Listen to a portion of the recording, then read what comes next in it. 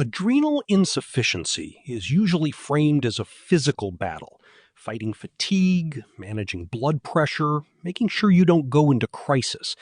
But for a lot of people, the hardest part is actually the quiet stuff, like why a simple sink of dishes or a phone notification suddenly feels like an impossible mental climb. It's that invisible cognitive load that really gets you. You're not just dealing with low cortisol, you're dealing with how that lack of cortisol essentially starves the brain of the resources it needs to process the world. When you can't regulate that stress response, even the smallest tasks aren't small anymore. They're monumental. And that's exactly what the community at My Adrenal Life is talking about right now. They just put out this deep dive into why these minor daily demands become so overwhelming. It's not about willpower. It's about the actual machinery of the brain being under-supported. Right. And I think that's a crucial distinction. We often look at exhaustion as just feeling tired, but what people with adrenal insufficiency are describing is more like a physiological slowing. It's what researchers call executive dysfunction. Your brain's ability to plan, prioritize, and even switch between tasks just hits a wall. It's like trying to run a high-end software on a dying battery. The desire to do the dishes is there, but the energy to initiate the movement just won't click over. That disconnect, knowing what you need to do but being unable to start, it creates this massive sense of guilt and shame. It really does. And the My Adrenal Life article mentions how people often push themselves way beyond their limits just to look normal. They're essentially redlining their engines. And if you're doing that day after day, that mental fatigue doesn't just stay in your head. It becomes emotionally draining. You start questioning yourself. Why can't I keep up anymore? Which is why finding a community like the My Adrenal Life Facebook group is so big. When you're in a space where everyone gets that the laundry isn't just laundry, it's a cognitive puzzle, that shame starts to lift. You realize it's the condition, not a character flaw. Exactly. Because in a world that only sees the big medical crises, those quiet, overwhelming moments at the kitchen counter are where the real daily struggle happens. We need to talk about why that is, because understanding the why is usually the first step to figuring out how to live with it without burning out completely. So let's get into that why. Because cortisol isn't just a stress hormone in the way we usually think about it, like when you're running from a bear. It's actually a master regulator for almost everything, including how our brains handle information. Exactly. Think of cortisol as the background infrastructure of your nervous system. It influences blood sugar, it helps regulate your sleep-wake cycles, and it's essential for cognitive processing speed. When your body can't produce enough, or when your replacement meds don't quite match the body's natural rhythms, the brain literally doesn't have the fuel to shift gears smoothly. That explains that brain fog people talk about. It's not just being spacey. It's like the processing speed of your internal computer has been capped. You're staring at a menu or a list of emails, and your brain just stalls. And it's more than just stalling. It's often a total loss of task initiation.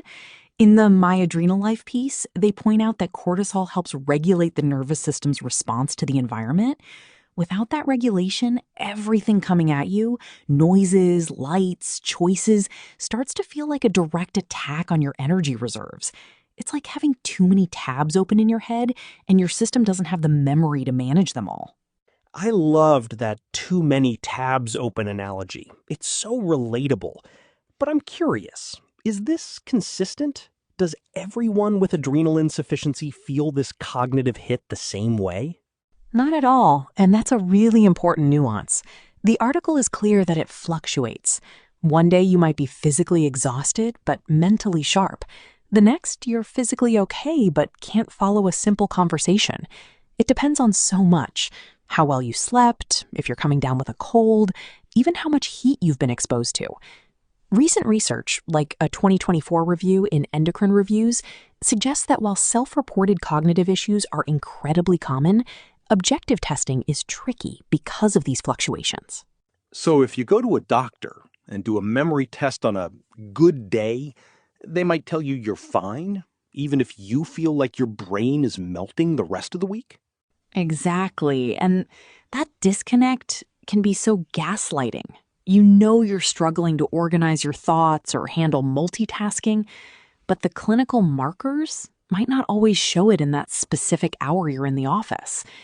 It reinforces that idea of the invisible struggle. It also brings up this constant background work that people don't see. Even before a person with AI starts their day, they're already calculating. When did I take my last dose? Do I have enough salt?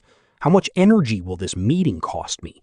That mental monitoring is essentially a part-time job that's running before you even attempt a small task. And that's the definition of a depleted resource. If your cognitive tank is already half empty just from managing the illness, of course the dishes are going to be the thing that makes it overflow. It's not that the dishes are hard, it's that there's no room left for them. I want to push on that half-empty tank idea for a second. If it's purely physiological, this lack of cortisol fuel, then shouldn't taking the replacement meds just fix it? Why are people still feeling this overwhelm even when they're on treatment? That is the million-dollar question, and it's where a lot of the current tension in the medical community is right now. Standard replacement therapy, taking a pill a few times a day, simply doesn't replicate the way a healthy body releases cortisol. A healthy body releases it in these tiny, frequent pulses, and it spikes exactly when you need it, like when you're stressed or active. Pills are more like a blunt instrument. You get a big wave of it, then it tapers off. So you might have plenty of cortisol at 10 a.m. after your morning dose, but by 2 p.m., you're running on fumes mentally, even if you look fine physically. Exactly. And that fumes period is when executive function starts to crumble. Executive function is that suite of mental skills: working memory, flexible thinking, self-control. When your cortisol levels aren't optimal, the prefrontal cortex, which is the CEO of the brain, basically goes on strike. You might know you need to prioritize the grocery list, but your brain is stuck on the noise of the refrigerator humming. You can't filter. That filtering part is huge. The article talks about sensory overload as a major factor. It's like the brain loses its volume knob for the world. A bright light or a loud conversation doesn't just annoy you, it actually drains you. It's a cycle. Fatigue lowers your tolerance for sensory input, and then that extra sensory input creates more fatigue. I've seen people in the My Adrenal Life group talk about having to wear earplugs just to go to the grocery store because the beep beep of the scanners feels like a physical blow. It's not an overreaction, it's a nervous system that has lost its buffer. It makes me think about how much we take for granted our ability to just ignore the world. If you can't ignore the clutter on the table or the ding of your phone, your brain is constantly on. No wonder a single text message can feel emotionally exhausting. It's just one more thing you're being forced to process when you're already at capacity. And the emotional hit there is that you start to feel fragile. You wonder why you're getting so irritable over something small. But it's because your brain is literally telling you it's in an emergency state because it can't manage the load. It's an alarm system going off because the power is low. Let's talk about that moment where you're just frozen, like staring at a cluttered room and having no idea where to start. That's a specific kind of stuck that feels different than just being tired. That's classic executive dysfunction. It's a breakdown in sequencing. Most people's brains automatically say, pick up the trash, then wipe the counter, then sweep. But when you're cognitively fatigued from AI, the brain sees the room as one giant, undifferentiated mass of too much. You can't break it down into steps because the part of your brain that does the breaking down is offline. It's like looking at a wall of text in a language you only half know. You recognize the letters, but the meaning just won't form. I think that's why the article emphasizes breaking things into tiny, almost ridiculous pieces. Not clean the kitchen, but move this one cup. Right, but even then, and this is where I think some people struggle, there's this decision fatigue that hits before you even move the cup. Do I move the cup now? Do I wait? Do I put it in the dishwasher or wash it by hand? When you're healthy, these aren't even decisions. They're automatic. But with AI, every single choice costs energy. It's the cumulative load. Making 10 small decisions about lunch and medications and what to wear uses up the same mental energy as one big decision would for someone else. By the time you actually get to the task, your decision-making budget for the day is gone.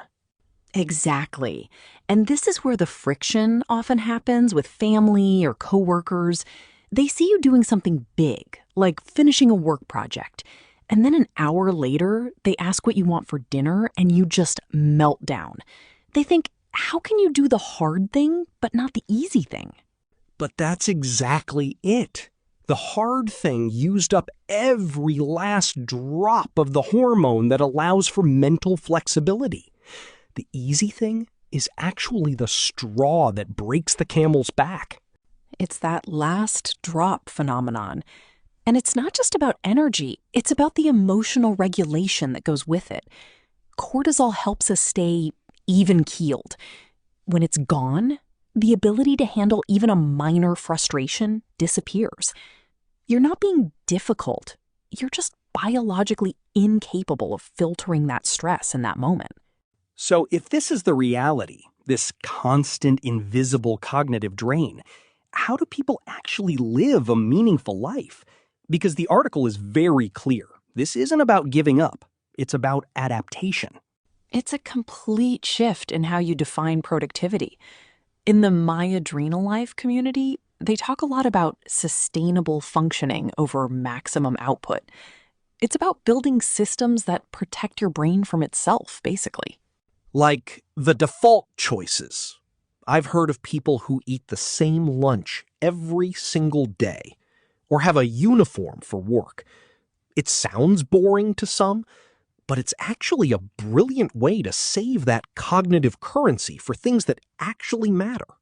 It's essentially decision-proofing your life. If you don't have to think about what to eat, what to wear, or where your keys are, you've just saved yourself 20 mini decisions before 9 a.m. That's more energy for your kids, your job, or just not feeling like a shell by dinner time. I also noticed they mention visual clutter. That was interesting to me. Most people think of cleaning as a physical chore, but they're framing it as a cognitive one. A messy room is actually a loud room for your brain. Absolutely. Every piece of clutter is a piece of information your brain has to process. Is that a bill? Do I need to move that? Where does that go? For a healthy brain, that happens in milliseconds in the background. For a brain with AI-related fatigue, each of those questions is a tiny energy drain. Clearing the space is like turning down the background noise. But wait, doesn't that just create a new task? I need to declutter. Becomes one more thing to be overwhelmed by. I feel like there's a trap there. There totally is. And that's why the article is so big on pacing and breaking things down. You don't declutter the house. You clear one 6-inch square on the kitchen counter. And then, and this is the hard part, you give yourself permission to stop. You have to honor the recovery time as much as the action time. In this community, resting isn't doing nothing. It's an active part of the management strategy. It's shifting from I failed to finish to I succeeded in stopping before I crashed. That's a massive psychological hurdle, though. We're so programmed to value the finish line. It requires grieving your past self, the person who could do it all in one go. But once you accept that your stamina has changed, you can actually be more effective because you aren't spending half your energy fighting against your own limitations and feeling guilty about it. I think we need to talk more about that emotional weight, though. The guilt of not keeping up can be just as heavy as the physical fatigue. How do you actually move past that when the world around you still has those high productivity expectations? It's incredibly hard. You're constantly comparing your internal reality, which feels like wading through wet cement, with everyone else's external highlight reel. And because AI is often invisible, people expect you to function like a healthy person. The My Adrenal Life article really hits home that this isn't laziness. It's a chronic condition that literally affects your brain's ability to want and do things. It's that starvation versus mood distinction we touched on earlier.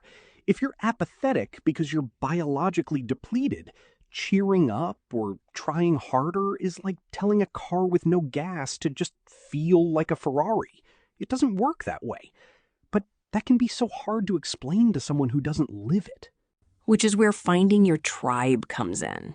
The Facebook group is full of people who can say, I had a meltdown over a text message today too. And instead of judging, they offer tips on how to set your phone to do not disturb without feeling guilty. That shared language, knowing what spoon theory or brain fog really feels like, it creates a baseline of sanity. There's also this thing about predictability.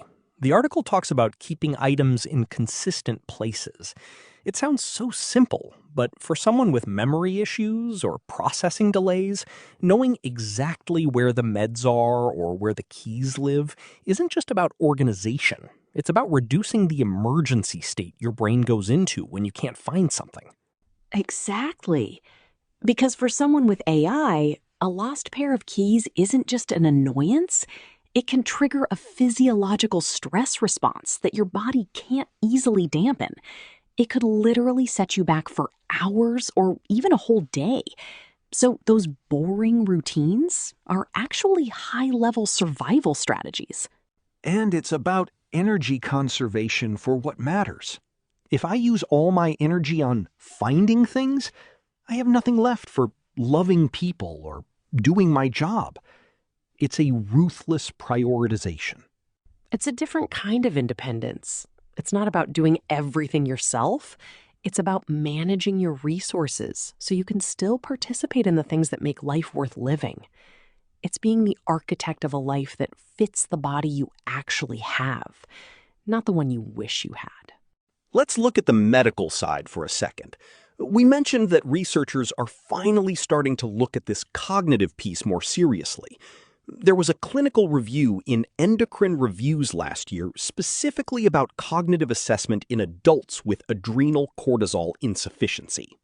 Yes, and the fact that they're even labeling it cognitive dysfunction in a major journal is a huge step.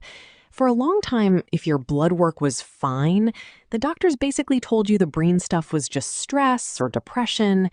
But now we're seeing evidence that even when patients are well replaced on paper, they still report these memory and executive function gaps.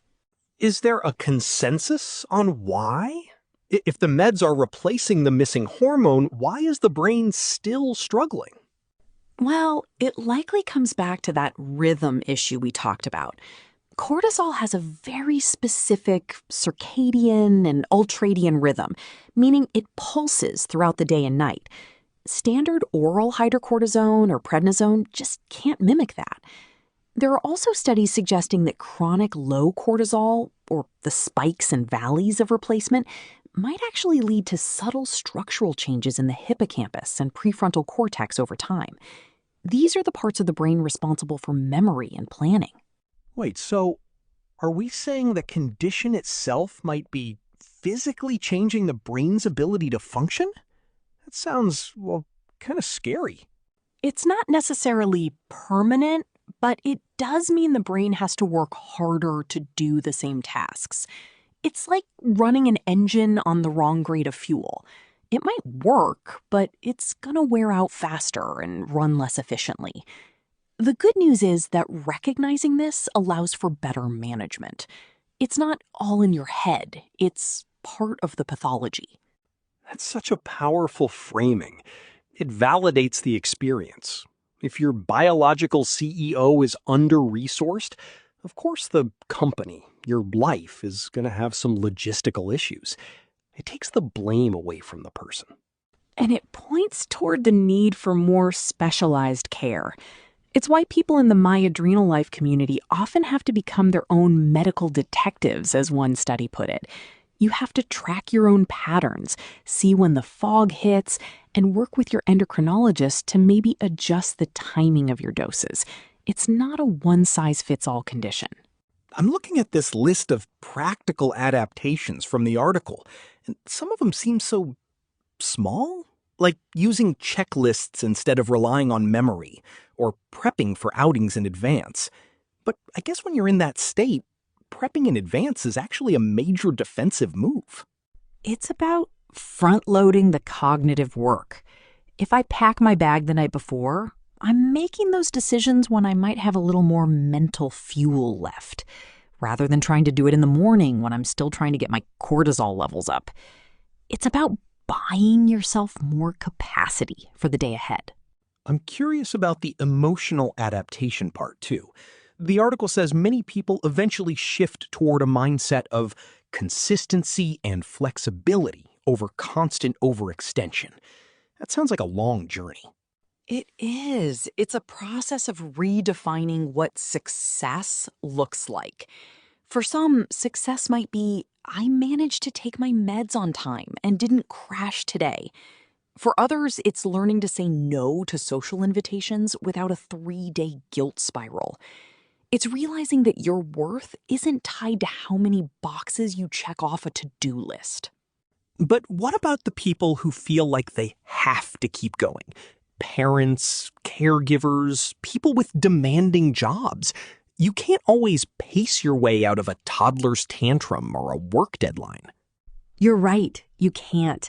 And that's where the friction is most intense. The article acknowledges that work, parenting, and relationships all require deep adaptation.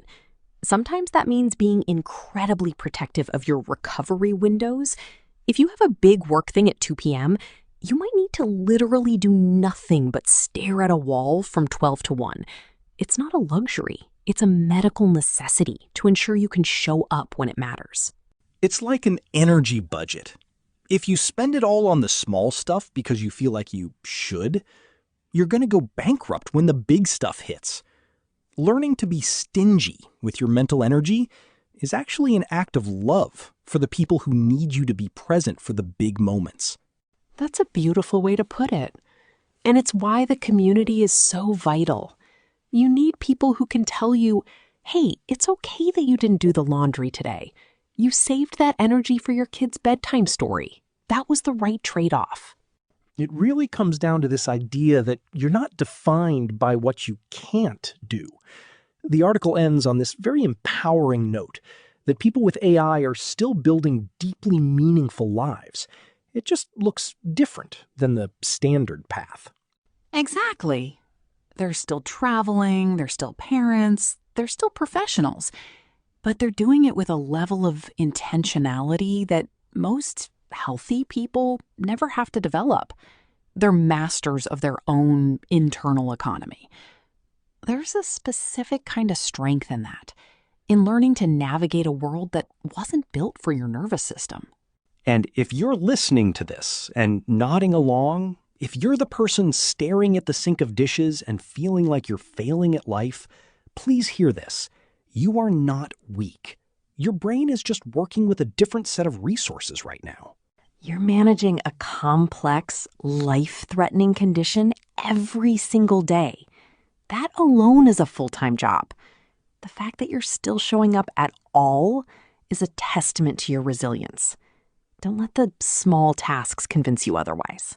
And remember, there's an entire community of people who are navigating these same tabs and foggy days right alongside you.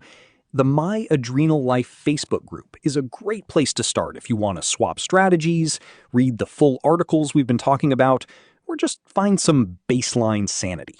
It really is about that self-understanding. Once you stop fighting your body and start working with it, things don't necessarily get easier, but they do get more manageable. You find a way to make it sustainable. Sustainable living, not perfect living. I think that's the takeaway here. Thanks for walking through this with me, Rachel. Anytime. It's an important conversation to have. If this resonated with you, consider sharing it with someone who might need to hear that they aren't alone in the fog.